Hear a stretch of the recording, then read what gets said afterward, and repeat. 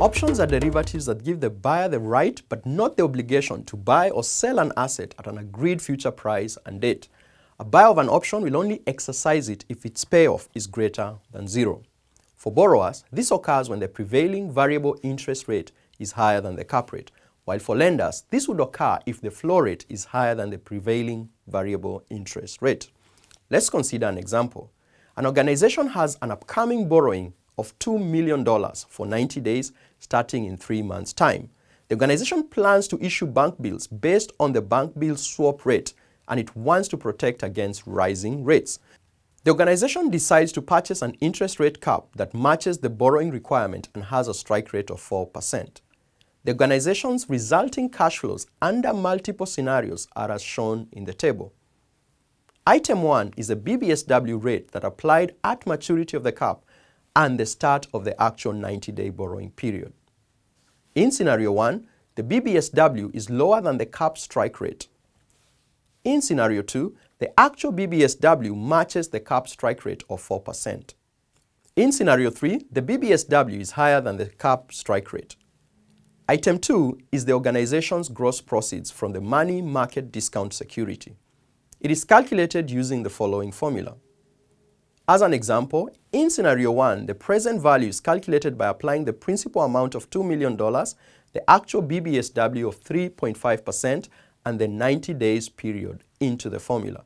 This results in a net present value of $1,982,887. Item 3 is the payoff from the loan cap. The cap expires worthless in scenarios 1 and 2 as the BBSW is not higher than the cap rate.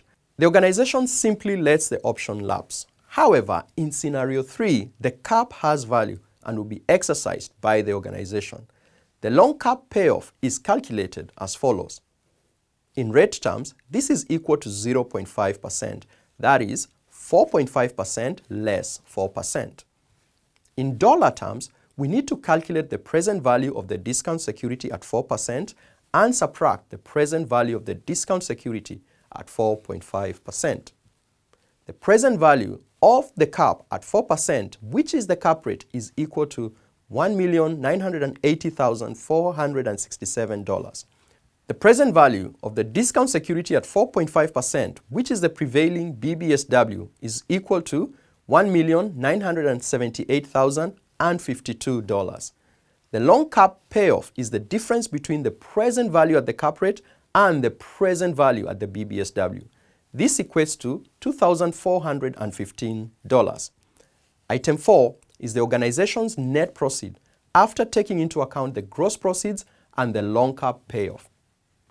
In scenario 3, we can see that the net proceeds of $1,980,467 matches the net proceeds in scenario 2, which is the cap rate. Note that this example has not taken into account any premium paid upfront. Item 5 is the effective borrowing rate for the organization after taking into account the payoff from the cap. The effective rate in scenario 3 matches that in scenario 2 and highlights how the cap worked out to put a ceiling on the borrowing rate at 4%. At maturity of the cap, if the BBSW rate is above the strike rate, such as in scenario 3, then the borrower will exercise the option and borrow at the lower rate of 4%. However, if the BBSW rate is equal to or below the strike rate, such as in scenarios 1 and 2, then the borrower will let the option lapse and simply borrow at the prevailing BBSW rate. This highlights how the interest rate cap has been able to cap the borrowing at the strike rate of 4%, while still allowing the organization to take advantage of favorable downward movements in interest rates. To recap, borrowers can utilize options to hedge against rising interest rates by buying a cap rate. The borrower will exercise the cap rate if the prevailing variable interest rate exceeds the cap rate. The borrower will, however, let the option lapse if the prevailing interest rate is lower than the cap rate.